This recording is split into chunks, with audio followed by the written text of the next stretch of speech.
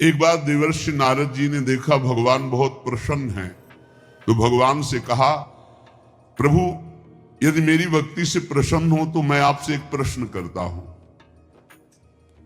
क्वा तुम वससि देवेश, आप कहां रहते हो? मया पृष्ठस्तु पार्थिव, हे देवेश्वर, यद्यपि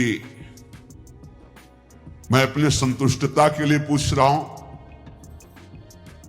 आप वैसे कहां रहते हैं, आप बता दीजिए। भगवान ने कहा, हे नारद, न मैं बैकुंठ में रहता हूं और न योगियों के हृदय में रहता हूं, ये मेरे प्रसिद्ध स्थान बताए गए हैं रहने के, पर मैं यहां नहीं रहता। मैं वहीं रहता हूं जहां मेरा भक्त नाम का कीर्तन करता, मेरी चर्चा करता, मेरे गुणों का गान करता है। यदि मनुष्य गंध पुष्प आदि के द्वारा मेरे भक्तों का पूजन करते हैं तो मुझे इतनी प्रसन्नता होती है कि जो एक मेरी पूजा करे तो मैं उतना प्रसन्न नहीं होता जितना मैं अपने भक्त के पूजन से होता हूं।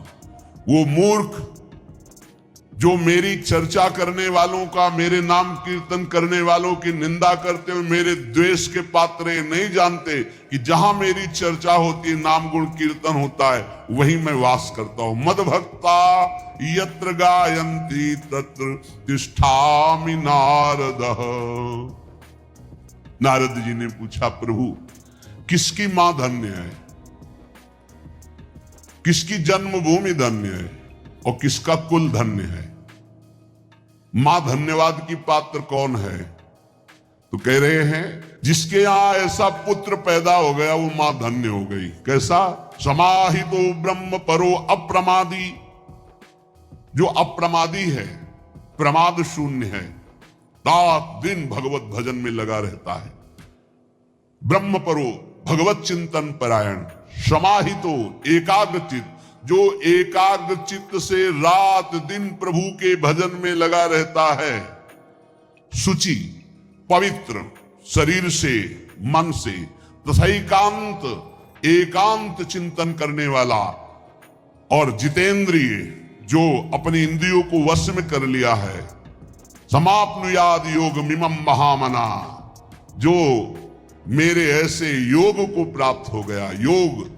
योग तेसाम सतत युक्ता नाम भजताम प्रीति पूर्वकम ददामि बुद्धि योगम तम ये नमाम उपयांति ते। जो निरंतर भजन करता उससे बड़ा कोई योगी नहीं। सबसे बड़ा वो योगी वही जो समाहित चित्त, एकाग्र चित्त होकर के निरंतर भगवत चिंतन में रात दिन डूबा रहता है। ऐसा जो मेरा भक्त है तो कुलम पवित्रम, उसका कुल पवित्र हो गया। सो कुल धन्य उमासुन जगत पूज्य सुपनीत, संपूर्ण जगत का बंदनी कुल हो गया जिसके यहां ऐसा बेटा पैदा हुआ जो रात दिन भजन करने वाला। कुलम पवित्रम, कुल का कुल पवित्र। जननी कृतार था, वो मां कहलाने योग्य है। जिसके ऐसा बेटा पैदा हुआ वो कृतार्थ है।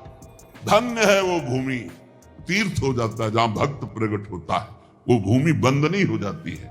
भगवान शंकर जी एक बार एक जगह प्रणाम कर रहे थे तो पार्वती ने पूछा, ये कौन सा तीर्थ स्थल है? तो उनका तीर्थ स्थल नहीं है, 1 सहस्त्र वर्ष बाद यहां एक भक्त पैदा होगा, 1000 वर्ष बाद, इसलिए मैं इस भूमि को प्रणाम करता हूं कि यहां एक महाभागवत प्रकट होगा। जिस भूमि में भागवत प्रकट होना है तो परम वैष्णवाचार्य भगवान श्री उस भूमि को नमन करते हैं।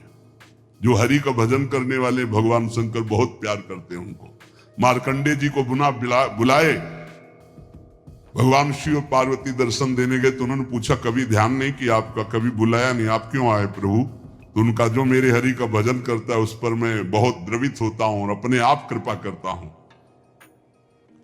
तो धन्य है उसकी मां जिसके ऐसा पुत्र पैदा हुआ रात दिन भजन करने वाला। नहीं तो एक मां ऐसी भी है जो अभी सुनाया हमने कि एकांतिक में वो कह रहे थे कि मां ने मोबाइल तोड़ दिया, अगर सत्संग सुनोगे तो मोबाइल तोड़ दिया। पिता ने कहा कि तुम्हें हमारी कसम है, अगर वृंदावन गए बाबा की बात सुनी। तो ये भी बात है। और एक वो है जो जननी करतार था, एक माँ आई थी, उसने बताया कि हमारे बेटे ने कहा कि अब दोबारा हमारे सामने मत आना, मैं आपको प्रणाम करता हूं, क्योंकि आप आती हो तो हमारे मन में विक्षेप होता है। बोले हमने भी निश्चय किया कि अपने बेटे को कभी विक्षेप नहीं, मैं भले ही राधा केल कुंज में किसी जगह छुप के उसको देख लूं, लेकिन अब कभी सामने नहीं जाऊंगी महाराज जी। वो भी शिष्य है, तो उनका धन्य है आपकी ये त्याग निष्ठा, जिससे उसका भी वो श्री जी की सेवा में रात दिन बना रहता है। ये है निष्ठा है, ये है जननी, पवित्र जननी, जिनकी कोख पवित्र हो गई, जिनका जीवन धारण करना पवित्र हो गया, गर्भ धारण करना पवित्र हो गया। जननी कृतार्था।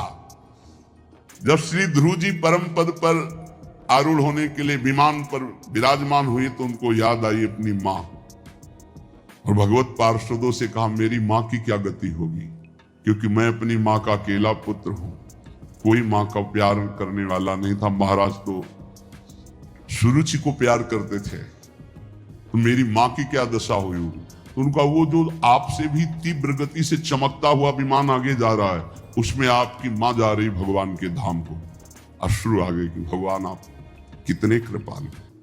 प्रहलाद जी ने जब देखा कि भगवान नरसिंह प्रसन्न हुए, तो उनका प्रभु वैसे तो मांगने की कोई इच्छा नहीं, पर एक जानने की इच्छा है।